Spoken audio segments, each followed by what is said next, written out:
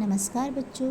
तो आज हम कक्षा 9 के गंगा पुस्तक से झांसी की रानी कविता के बारे में मैं आपको बताने जा रही हूँ। ठीक है, तो आप यहाँ पे एक फ़ोटो देख रहे होंगे जो कि क्या है, झांसी की रानी की है। ठीक है, और ये बात कब की है, 1857 की है। तो इस कविता को क्या है, मैं एक सार के रूप में आपको बताऊंगी। ठीक है, तो अभी मैंने आपको बताया है कि ये बात कब की है, 1857 की ये बात है। तो कविता का सार बताने से पहले मैं आपको क्या है, 1857 के बारे में कुछ बातें बताने जा रही हूँ जो कि आपके लिए ज़रूरी है। ठीक है, तो आप यहाँ पे देख रहे होंगे कि जो 1857 था, ठीक है, वो एक क्या है, क्रांति थी। और वो क्या है, प्रथम स्वतंत्रता संग्राम था। जब क्या है, अंग्रेज़ों के अत्याचार बहुत ज़्यादा हो गए थे भारत पर, तो क्या है, सबके दिल में ये आ गया था कि अब हमें क्या है, आज़ाद होना है, क्योंकि वो बहुत ज़्यादा अत्याचार कर रहे थे। ठीक है, तो यहाँ पे सबसे पहले हम पढ़ेंगे कि क्रांति के कारण लोगों के मन में ये भावना आई क्योंकि हमें आज़ाद होना है। ठीक है, तो ये क्रांति कैसे आई। एक तो था राजनीतिक कारण। ठीक है, सबसे पहले राजनीतिक कारण में ये है कि अंग्रेज भारतीय राज्य को अपने अधिकार में लेना चाहते थे, कि जो जितने भी भारतीय राज्य थे वो क्या है, अपने अधिकार में उन्हें लेना चाहते थे। लॉर्ड डलहौजी की लैप्स की नीति, ठीक है, के कारण कई राज्यों को हड़प लिया गया। ठीक है, तो झांसी राज्य भी इसी नीति के कारण अंग्रेज़ों द्वारा हड़पने का प्रयास किया गया था। ठीक है, तो अब इसका आर्थिक कारण क्या है, आर्थिक यानी कि पैसों का। किसानों पर भारी कर लगाए गए, कर यानी कि बहुत सारे टैक्स किसानों पर लगा दिए गए। ठीक है, जो कि अंग्रेज़ों के द्वारा लगाए गए। कारीगर और व्यापारियों की स्थिति खराब हो गई थी, भारतीय उद्योगों को नुकसान पहुंच रहा था इससे। ठीक है, तो जब उन पे टैक्स लग रहे थे तो इससे क्या है, भारतीय उद्योगों को क्या है, बहुत ज़्यादा नुकसान पहुंच रहा था। सामाजिक और धार्मिक कारण क्या था, लोगों को डर था कि अंग्रेज उनके धर्म और परंपराओं में हस्तक्षेप कर रहे हैं। सामाजिक सुधारों को भी कई लोगों ने संदेह की दृष्टि से देखा। और अंतिम सैनिक कारण क्या था, कि भारतीय सैनिक के साथ भेदभाव होता था। जैसे जो ब्रिटिश सैनिक होते थे, ठीक है, उन्हें अलग से सुविधाएं दी जाती थी, जबकि क्या है, जो हिंदू के सैनिक होते थे, जो भारतीय सैनिक होते थे, उन्हें सुविधाएं नहीं दी जाती थी। एनफील्ड राइफल के कारतूसों में गाय और सुअर की चर्बी होने की बात फैली, जिससे क्या है, हिंदू और मुस्लिम दोनों सैनिकों में असंतोष फैल गया। ठीक है, अब ये असंतोष फैल गया तो इसका परिणाम ये हुआ कि यह क्रांति सफल नहीं। ठीक है, तो भले ही क्रांति सफल नहीं हुई, लेकिन इसका परिणाम ये हुआ कि इसने अंग्रेज़ों की नींव हिला दी। ठीक है, इसके बाद ईस्ट इंडिया कंपनी के शासन समाप्त कर दिया गया। जो ईस्ट इंडिया कंपनी का शासन था वो समाप्त कर दिया गया और भारत का शासन ब्रिटिश सरकार ने अपने हाथ में ले लिया। जो ब्रिटिश पहले कंपनी ये सब चलाती थी, ठीक है, टैक्स वगैरह, लेकिन उसके बाद जो ब्रिटिश सरकार थी उन्होंने क्या है, कंपनी को वहाँ से हटा दिया और क्या है, अपने हाथों में भारत सरकार का शासन ले लिया। इस क्रांति ने भारतीयों में स्वतंत्रता की भावना को और मजबूत कर दिया। ठीक है, तो अब यहाँ पे क्या है, अब आगे हम पढ़ेंगे कि क्या थी 1857 की क्रांति की। ये जो क्रांति थी वो क्या थी।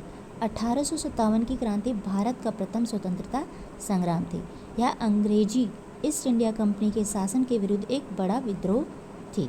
ठीक है, इसके उद्देश्य अंग्रेजों के अत्याचार, अन्यायपूर्ण नीतियों का विरोध करना था। ये जो क्रांति थी 1857 की, ठीक है, इसका मुख्य उद्देश्य यही था कि अंग्रेज़ों के जो अत्याचार अंग्रेज क्या है, भारतीय लोगों पर कर रहे थे, उनका विरोध करना था।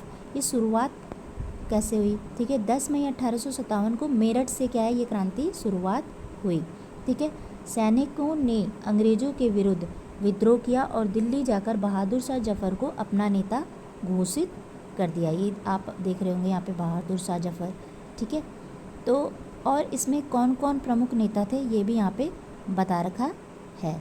ठीक है, तो यहाँ पे जो प्रमुख नेता थे वो आपके यहाँ पर ये है, मंगल पांडे थे। ठीक है, विद्रोह के प्रारंभिक प्रेरणा स्रोत यही थे। तात्या टोपे थे, महान सैन्य रणनीतिकार ये थे। रानी लक्ष्मीबाई थी, जिनके बारे में क्या है, हम आगे पढ़ेंगे, उनकी ही कविताओं के बारे में हम यहाँ पे पढ़ेंगे। नाना साहब थे, ठीक है, कानपुर के जो नेता थे, अंग्रेज़ों के विरुद्ध युद्ध का नेतृत्व वो कर रहे थे। बेगम हजरत महल, जो कि लखनऊ में क्या है, अंग्रेज़ों के विरुद्ध नेतृत्व कर रही थी। रानी लक्ष्मीबाई का अब इसमें क्या योगदान था, अब ये हम पढ़ेंगे। ठीक है, तो रानी लक्ष्मीबाई का बचपन का नाम क्या था, मणिकर्णिका था। ठीक है, जिसको क्या है, उन्हें उनके माता पिता मनु नाम से बुलाते थे। ठीक है, उनका विवाह झांसी के राजा गंगाधर राव से हुआ था। राजा की मृत्यु के बाद उन्होंने दामोदर राव को गोद लिया था, क्योंकि जो गंगाधर राव थे और रानी लक्ष्मीबाई थी, उनकी कोई संतान नहीं थी, तो इसीलिए उन्होंने क्या है, दामोदर राव को गोद लिया था। आप यहाँ पे देख रहे होंगे। अंग्रेजों ने गोद लिए हुए पुत्र को उत्तराधिकारी मानने से इनकार कर दिया।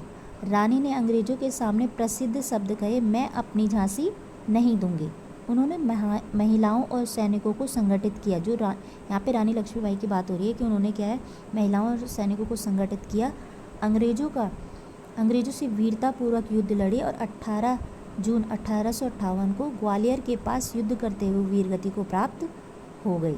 ठीक है, तो इस तरीके से क्या है, हमने ये पढ़ा कि रानी लक्ष्मीबाई का इसमें क्या योगदान था। और इससे जो ये रानी लक्ष्मीबाई है, जो झांसी की रानी कविता है, इससे हमें क्या है, रानी लक्ष्मीबाई के साहस, देशभक्ति, बलिदान और क्या है, हम सबको क्या है, इसी तरीके से क्या है, देशभक्ति की भावना अपने उसमें मन में रखनी चाहिए। तो ये सीखने के लिए मिलता है। तो अभी मैंने आपको बताया था कि अब हम ये भी जानेंगे कि झांसी की रानी कविता में क्या क्या दे रखा है। ठीक है, तो ये सबसे पहले हम पढ़ेंगे कि झांसी की रानी कविता के कवित्री कौन है। तो कवित्री का नाम है सुभद्रा कुमारी चौहान, जिनका जन्म 16 अगस्त 1904 को प्रयागराज उत्तर प्रदेश में हुआ था और इनकी मृत्यु 15 फरवरी 1948 में हुई थी। इनकी मुख्य रचनाएं झांसी की रानी, वीरों को कैसा हो बसंत, जलियांवाला बाग में वसंत आदि है।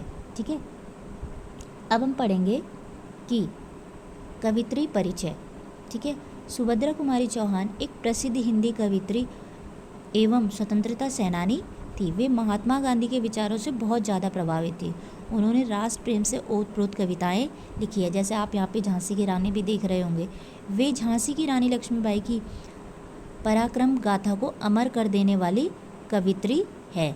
उन्हीं के द्वारा क्या है, हमें झांसी की रानी लक्ष्मीबाई की कविता प्राप्त हुई है।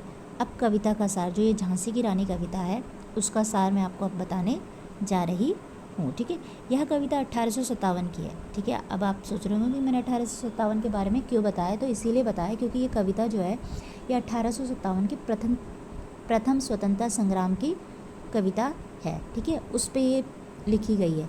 झांसी की रानी लक्ष्मीबाई के बचपन, विवाह, संघर्ष, बलिदान का वर्णन इस कविता में किया गया है। रानी ने अंग्रेजों के अन्याय और ब्रिटिश सत्ता के विरुद्ध डटकर युद्ध किया, ये भी इस कविता के माध्यम से बताया गया है। उन्होंने अदम्य साहस, वीरता, नेतृत्व का परिचय दिया। अंत में कवित्री उनकी वीर गति पर श्रद्धांजलि अर्पित करती है।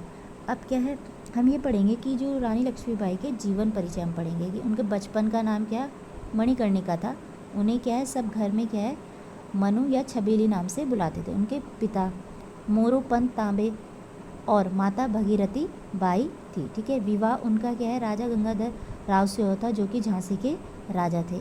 उन्होंने एक पुत्र गोद लिया था, क्योंकि क्या है, जो राजा थे गंगाधर राव और उनकी पत्नी यानी कि लक्ष्मीबाई, उनकी कोई संतान नहीं थी, तो उन्होंने एक पुत्र को गोद लिया, जिसका नाम उन्होंने क्या है, दामोदर राव लिया। दत्तक पुत्र यानी कि गोद लिया हुआ पुत्र।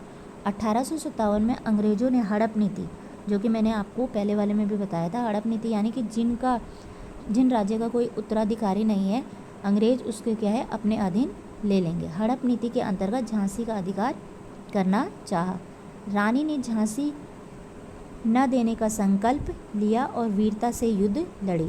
झांसी से कालपी और फिर ग्वालियर तक संघर्ष किया। ठीक है, उन्होंने मतलब ये जो जगहों के नाम हैं, ठीक है, यहाँ तक उन्होंने संघर्ष किया। 18 जून 1858 को ग्वालियर के पास वो वीरगति को प्राप्त हो गई। यहाँ पे रानी लक्ष्मीबाई की बात कही गई है कि वो वीरगति को प्राप्त हो गई। अब हम क्या है, कविता की प्रमुख घटनाएं पढ़ेंगे कि कविता में हमने क्या क्या देखा। सबसे पहले क्या है, उनके बचपन के बारे में कविता में बता रखा है। ठीक है, कि वो बहुत चंचल थी, निडर थी। ठीक है, स्वभाव से वो चंचल और निडर थी। ठीक है, उन्हें क्या है, घुड़सवारी, शस्त्र चलाने का, ठीक है, ये इसमें वो निपुण थी और इन्हीं चीज़ों का उन्हें क्या है, बचपन में शौक़ भी था। ठीक है, अब उसके बाद हम पढ़ेंगे विवाह। मनु का विवाह झांसी के राजा गंगाधर से हुआ था। राज्य की स्थिति, अंग्रेजों ने हड़प नीति के तहत झांसी को हड़पना चाहा। जब क्या है, जब राजा गंगाधर राव की मृत्यु हो गई थी अचानक ही, तो क्या है वहाँ पे राजा और रानी की कोई संतान नहीं थी, ठीक है। इसीलिए उन्होंने क्या है हड़प नीति, जो कि मैंने अभी आपको बताया कि जहाँ क्या है कोई राज्य का कोई उत्तराधिकारी नहीं होता है, तो वहाँ पे क्या है ब्रिटिश जो राज्य है वो अपना क्या है आधिपत्य कर लेते हैं। तो यहाँ पे यही बता रखा है। संघर्ष और युद्ध, रानी ने अंग्रेजों के विरुद्ध युद्ध किया। वह अदम्य साहस और कुशल नेतृत्व का प्रतीक थी। वीर गति, 18 जून 1858 को ग्वालियर के पास क्या है रानी लक्ष्मीबाई के लड़ते लड़ते वीर गति को प्राप्त हो गई, ठीक है। आगे हम पढ़ेंगे कि रानी लक्ष्मीबाई के प्रमुख गुण क्या थे, ठीक है। वो बहुत ज़्यादा साहसी थी, देशभक्ति थी, नेतृत्व क्षमता था, वीरता थी, ठीक है, त्याग और बलिदान थी और नारी शक्ति का प्रतीक थी, ठीक है। कविता से हमें क्या शिक्षा मिलती है, अब हम ये पढ़ेंगे। देश की स्वतंत्रता और सम्मान की रक्षा के लिए सदैव तैयार रहना चाहिए। अन्याय और अत्याचार का विरोध करना चाहिए।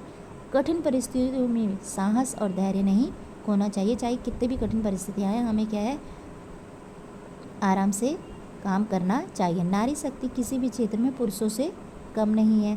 हमें रानी लक्ष्मीबाई के आदर्शों को अपने जीवन में अपनाना चाहिए, ठीक है। अब हम आगे पढ़ेंगे कि महत्वपूर्ण पंक्तियाँ कौन कौन सी है उसमें, ठीक है। तो सबसे पहले तो ये महत्वपूर्ण पंक्तियाँ हैं। खूब लड़ी मर्दानी बातों झांसी वाले रानी थी, बुंदेले हर बोलो के मुँह हमने सुनी कहानी थी।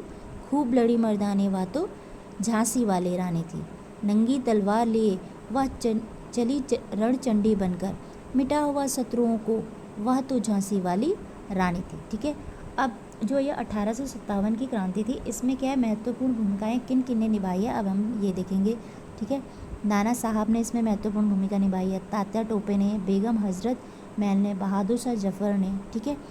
रानी लक्ष्मीबाई का बलिदान हमें यह सिखाता है कि देश प्रेम, साहस और त्याग से ही राष्ट्र महान बनता है, क्योंकि अगर ये लोग बलिदान ना देते तो शायद आज हम स्वतंत्र ना होते, ठीक है। तो इसी के साथ मैं यहीं पे अपनी कक्षा समाप्त करती हूँ। धन्यवाद।